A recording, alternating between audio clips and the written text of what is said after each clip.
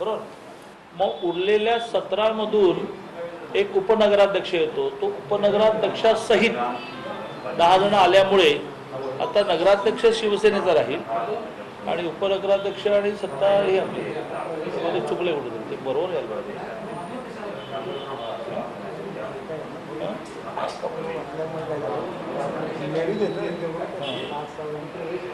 उतरलंच नव्हतं. राहुल ओ राहुल आले का? या ताई बसा. एक खुर्च्या अजून लाव. हॅलो वो शंतनू को बुलाओ, खुर्चियाँ लगाना पड़ेगा.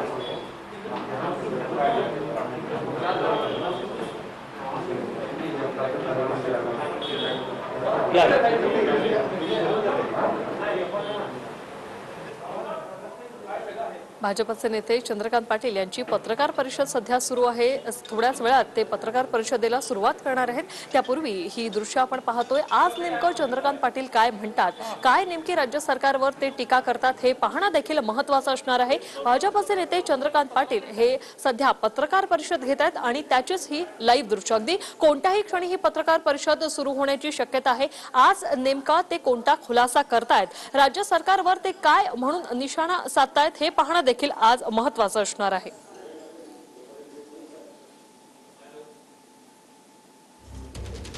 भाजपचे नेते चंद्रकांत पाटील हे आज नेमक्या कोणत्या मुद्द्यांवर भाष्य करतायत हे पाहणं आता थोड्याच वेळात या सगळ्या प्रश्नांची उत्तरं आपल्याला मिळणार आहेत. थोड्याच वेळात या पत्रकार परिषदेला सुरुवात होणार आहे. चंद्रकांत पाटलांनी आता मास्क लावलेला आहे आणि कोणत्याही क्षणी या पत्रकार परिषदेला आता सुरुवात होईल.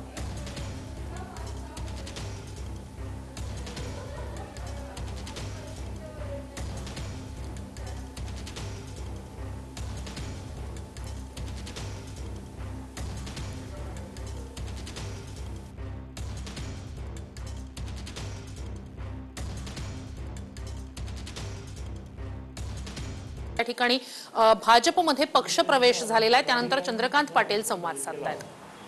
मी त्या सर्वांचं मनापासून अभिनंदन करतो. त्यांना त्यांच्या राजकीय आणि सामाजिक वाटचालीला शुभेच्छा देतो आणि त्यांना आश्वस्त करतो की भारतीय जनता पार्टी प्रत्येकाचा आदर करते, प्रत्येकाचा सन्मान करते, त्याच्या गुणवत्तेप्रमाणे त्याला वाव देते आणि त्यामुळे पार्टीत आल्याचा पश्चाताप त्यांना होणार नाही. उलट आगामी काळातलं त्यांचं राजकीय सामाजिक जीवन समृद्ध होण्यासाठी भारतीय जनता पार्टी उपयोगी राहील. मी विशेष अभिनंदन करतो आमचे रायगड जिल्ह्याचे अध्यक्ष आमदार प्रशांत ठाकूरांचं की आता त्यांनी रायगड जिल्ह्यामध्ये पनवेल नगरपालिका जिंकली, पनवेल महानगरपालिका जिंकली, नगरपालिकेची महानगरपालिका झाल्यानंतर ती पहिली निवडणूक जिंकली. पनवेलचे ते तिसऱ्यांदा आमदार आहे. गेल्या 5 वर्षात भारतीय जनता पार्टीत आल्यापासून त्याने आता पेनची विधानसभा पण जिंकली, रविशेख पाटील. उरणची विधानसभा अपक्षाने जिंकली, पण हा अपक्ष आपला सहयोगी सदस्य महेश बालदी. त्यामुळे एका रायगड जिल्ह्यामध्ये जिथे वर्षानुवर्ष शेकापचं पहिलं प्राबल्य होतं, मग शिवसेनेचं प्राबल्य होतं, मग शेकाप आणि राष्ट्रवादी मिळून प्राबल्य होतं, त्या जिल्ह्यामध्ये आता 3 आमदार भारतीय जनता पार्टीचे आहेत आणि जे नाही आहेत ते पुढच्या वेळेला येतील या दृष्टीने प्रशांत ठाकूरांची खूप जोडजोड चालू आहे. त्यातलाच एक भाग माथेरानची नगरपालिका पूर्ण ताब्यात घेतली. मी त्यांचं खूप मनापासून अभिनंदन करतो. कोकणामध्ये एकूणच परंपरागत गड उद्ध्वस्त करण्याचा रवी चव्हाणांनी प्रयत्न चालवलेला आहे आणि त्याची मोठी यादी आहे. आज ठाणे जिल्ह्यामध्ये मीरा भाईंदर महानगरपालिका बीजेपीच्या ताब्यात आहे. उल्हासनगरमध्ये धोका देऊन महापौर जरी शिवसेनेने आपला केला असला तरी मेजॉरिटी बीजेपीचीच आहे. कल्याण डोंबिवली महानगरपालिकेत आपल्याला माहिती आहे की जवळजवळ समसमान आलेले शिवसेना बीजेपी आणि त्याच्यातून असं ठरलं की बा 5 वर्ष कधी महापौर तुमचा कधी उपमहापौरांचा असं करू, पण शेवटी त्याला काही शिवसेना जागली नाही. पण आता कल्याण डोंबिवली महानगरपालिका सुद्धा इंडिपेंडंटली आपण भारतीय जनता पार्टीमध्ये जिंकू शकू.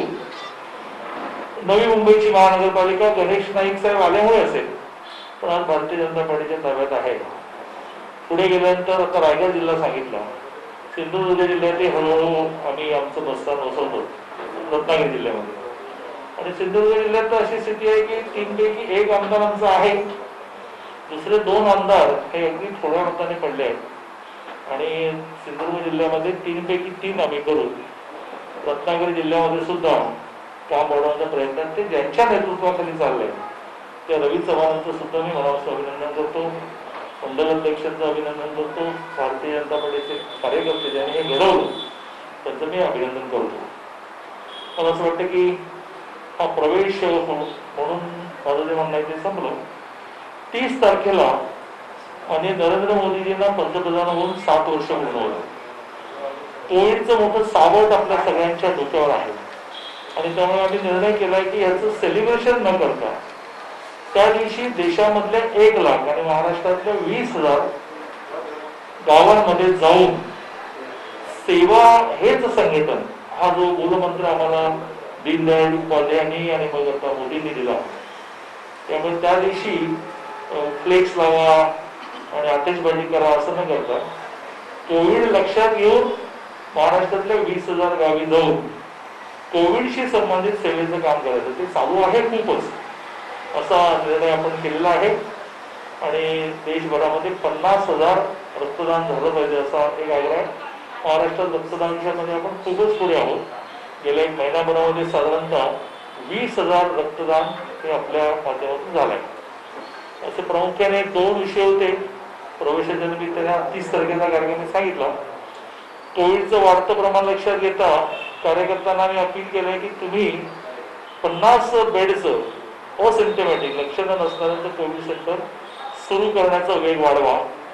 कारण हे सरकार रोज एक निर्णय करतं. काल निर्णय केला की ज्यांना लक्षणं नाहीत अशाने होम क्वारंटाईन राहायचं नाही, कारण त्यातून घरामध्ये आणि आजूबाजूला संसर्ग होतो. त्यांना खूप दिवसानंतर लक्षात आलं. म्हणून मग दवा सुरू झाली की आता प्रत्येकाला कोविड सेंटरमध्ये जायला लागेल.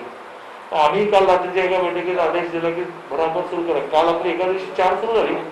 एक भादोले आहे आणि 3 आज सुरू झाली. भादोले काल सुरू झालं, आज सुरू होईल पट्टणकोडोली, नेसरी आणि मोरेवाडी. एक गारगोटी जवळ सुरू करण्याचा प्रयत्न आहे. तेवढ्यात आज निर्णय बदलला की नाही की कमी लक्षणं असणारे घरी जाऊन चालेल. असं अत्यंत धडसोड वृत्तीवाले जे सरकार आहे त्या सरकारशी आता भांडत न बसता एक इतकी मोठी संघटना म्हणून आपण काय करू शकू. 32 केंद्र आम्ही आदिवासी भागात सुरू केलेले आहे. साधारणतः 25 जणांचं एक. आणि आदिवासी एवढे झोपडीत राहतात, ते काय होम क्वारंटाईन होणार. तर त्यांनी आमच्या केंद्रामध्ये राहून 15 दिवस आराम करायचा. जेवण मोफत, औषधं मोफत, डॉक्टर मोफत, अशा गोष्टी सुरू आहेत. संभाजीराजेंनी काही वेळा शरद पवारांची भेट घेतलेली आहे. पहिली प्रतिक्रिया होती संभाजीराजे एक व्यक्ती म्हणून ते काय करतात हा त्यांना स्वतंत्र आहे आणि ते तर राजे आहेत आपल्या सगळ्यांचे. आणि त्यामुळे संभाजीराजेंबद्दल म्हणजे शाहू महाराजांच्या घराबद्दल कधीही टीका अपशब्द त्यांच्या तोंडून निघणारच नाही. संभाजीराजे जे करता येते त्याने करावं. आम्ही असं घोषित केलेलं की संभाजीराजे असो किंवा अन्य कोणीही असो, जे कोणी अशा मराठा आंदोलनाचं नेतृत्व मराठा समाजाला आरक्षण देण्यासाठी करतील त्यांच्याबरोबर त्यांच्या पाठीशी बॅच, झेंडा आणि बॅनर न घेता आम्ही सहभागी होणार आहोत. त्याच्या ठिकाणचे जे कोणी मराठा नेते ते नाही तुम्ही येऊ नका, बॅच आणि झेंडा नसला तरी पण नाही तुम्ही म्हणजे बीजेपी, आम्ही नाही जाणार. कारण आमचा कुठलाही अभिनिवेश नाही. त्यामुळे संभाजीराजांनी शरद पवारांची भेट घेण्याविषयी मी काय टिप्पणी करणार. पंतप्रधानांनी भेट नाकारल्यामुळे ते नाराज आहेत असतात. पंतप्रधानांनी भेट नाकारली म्हणजे दिली नाही म्हणून ते नाराज आहेत संभाजीराजे. मी तुम्हाला धन्यवाद देईन हा प्रश्न विचारल्याबद्दल, कारण मला ह्या निमित्ताने बरंच बोलायचं.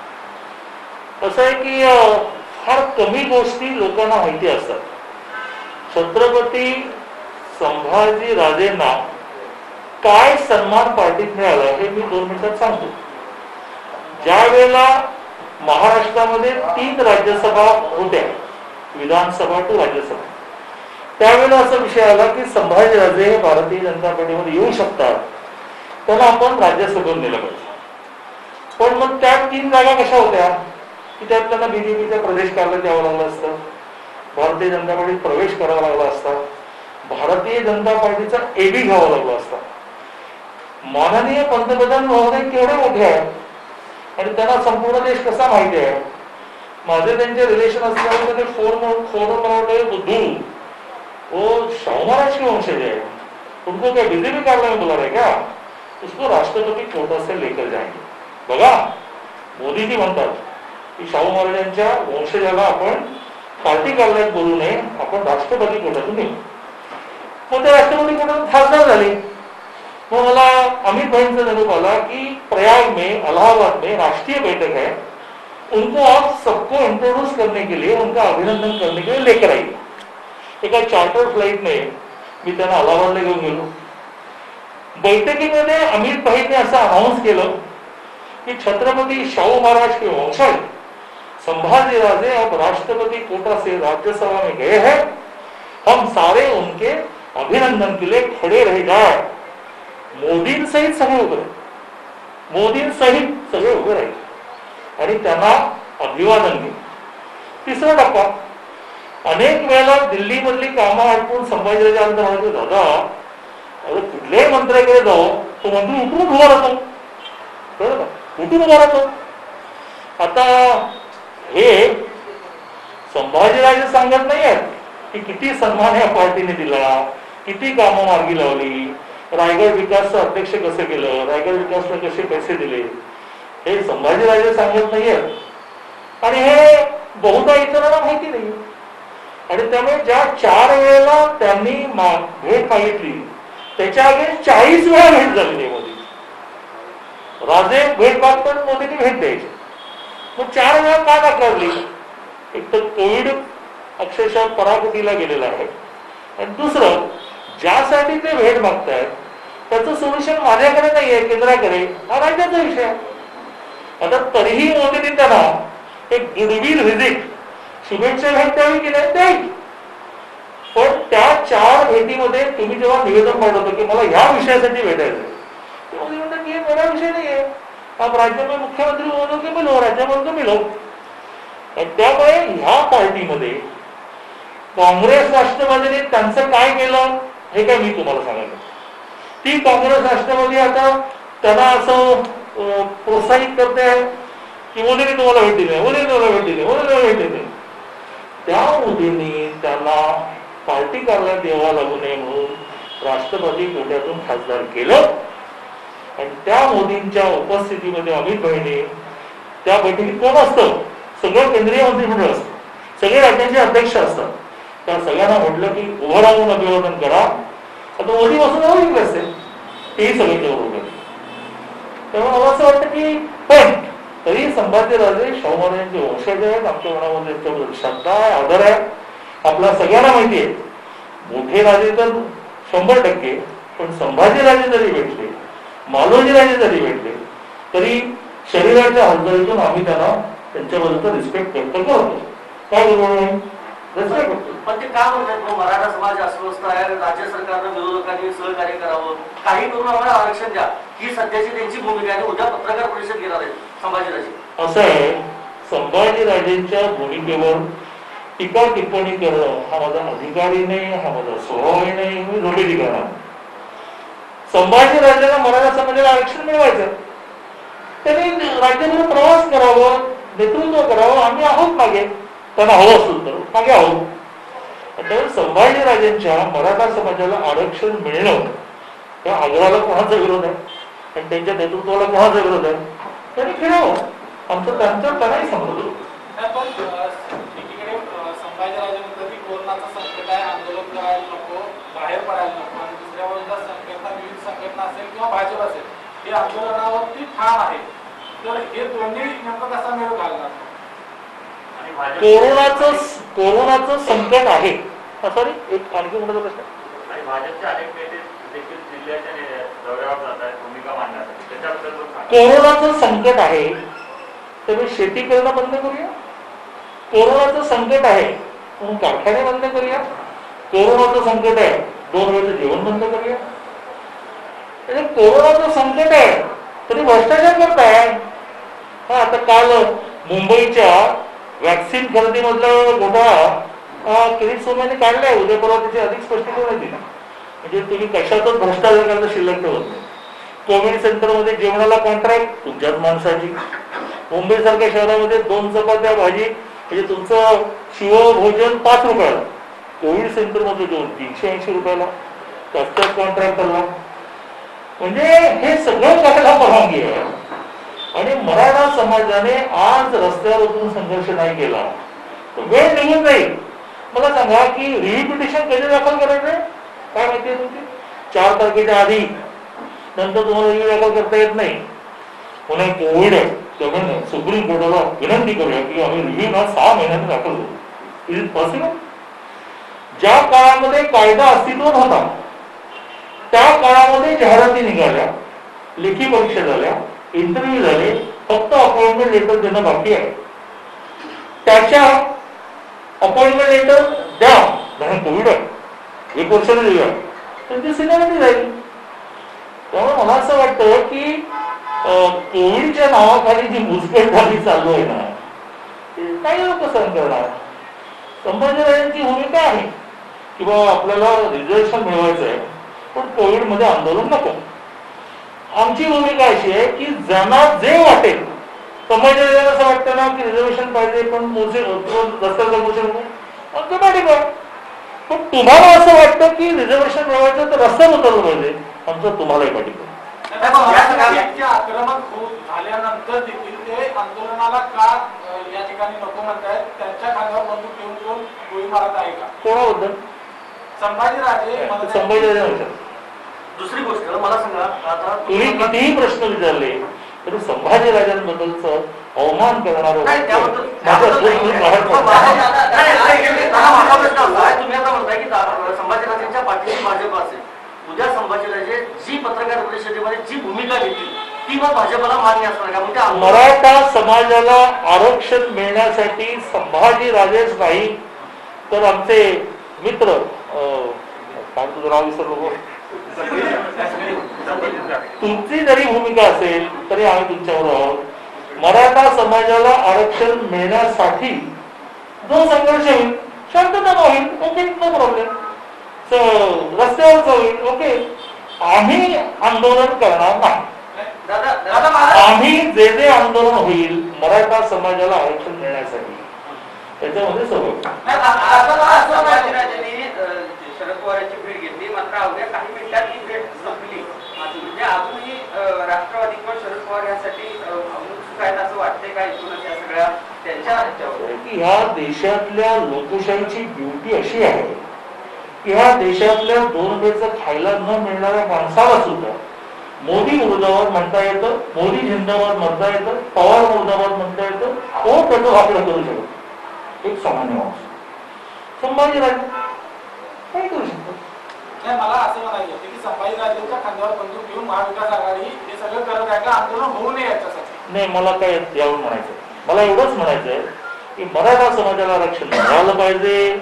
ते वर्षभरानंतर होऊ आणि कोविड संपवू देत, मग ऑटो संपवू देत, सगळं संपलं का आता मराठा समाज, असं होत नसतं. त्यामुळे मराठा समाजाला लवकरात लवकर, आता मला सांगा 102व्या घटना दुरुस्तीनंतरही राज्यांना आरक्षण देता येतं असं समजा रिव्ह्यू मध्ये निर्णय झाला, नाही झाला तर केंद्र सरकार कायद्यामध्ये त्याला प्रोव्हिजो म्हणतात, म्हणजे स्पष्टीकरण जोडलं विषय संपला. म्हणजे 102व्या घटना दुरुस्तीनंतरही राज्याला एखाद्या जातीला मागास ठरवता येतं, आरक्षण देतं, संपला. मग पुन्हा एकदा मराठा मागास देण्यासाठी आयोग नेमावा लागेल की नाही? कोविड झालं काय कोविड जाऊ दे, कोविड जाऊ. कोण म्हणतो की कोविड मध्ये लढाई करूया नको? तो आयोग आता नेमायला लागेल पुन्हा, त्याला 4 वर्ष लागणार असते, पुन्हा सर्वे करायला लागेल ना. आणि गायकवाड कमिशनने 5 लाखाचा केलं असेल तर 25 लाखाचा करायला लागेल. कारण तुम्हाला आता लॉजिकली मांडावं लागेल की नाही नाही नाही मराठा मागायला, तोपर्यंत सवलती द्या.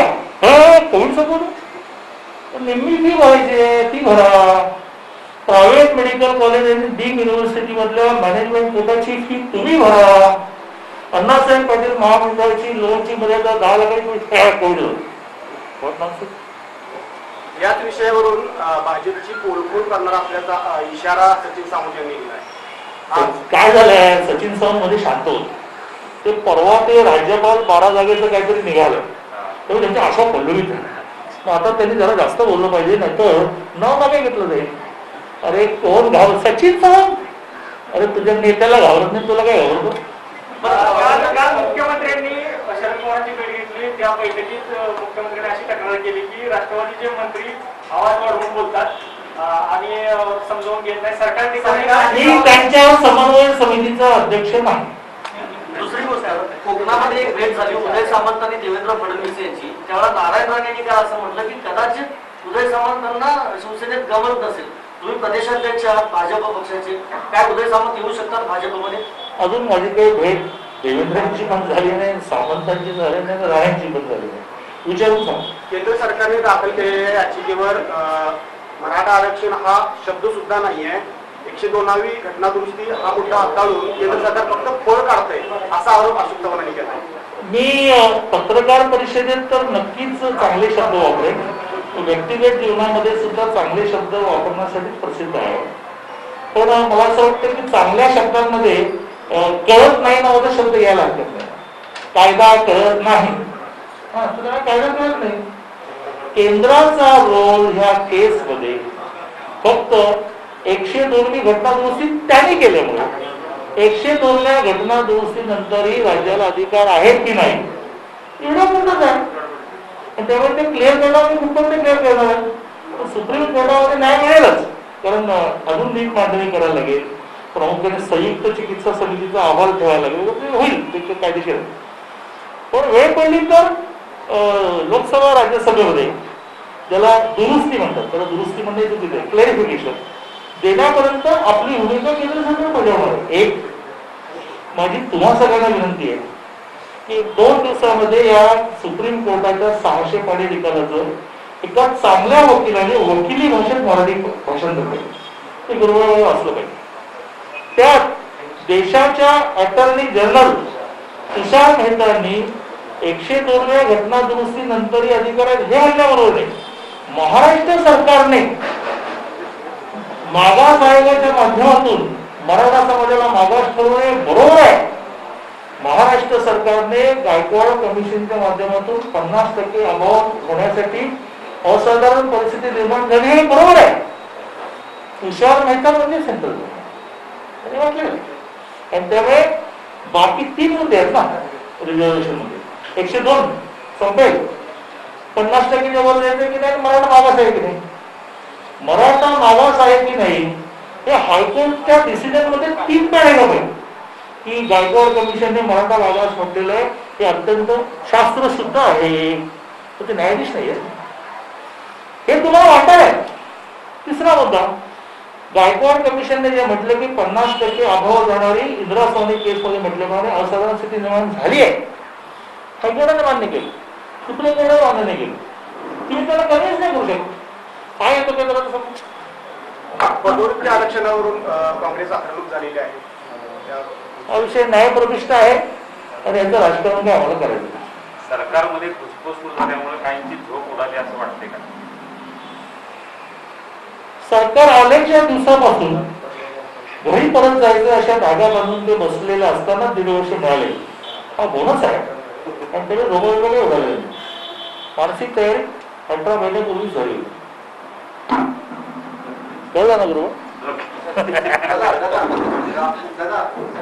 राधाकृष्ण विखे पाटील म्हटले की तुम्ही आता एकदा बोलताय की भाजपमध्ये भाजप त्यांच्या पाठीशी असणार असं म्हणताय, मात्र राधाकृष्ण विखे पाटील म्हणतात की सामूहिक जे नेतृत्व तयार होईल त्यानंतर सगळ्यांमध्ये एकत्र यावे, आमच्या पाठीमागे यावं. सगळ्यांमध्ये जेव्हा सगळे पक्ष एकत्र येतील सामूहिक सगळे, तेव्हा त्यांनी संभाजीराजेंनी देखील आमच्यासोबत यावं असं त्यांनी म्हटलं. नाही, शब्दाशब्दावरचा फरक असतो.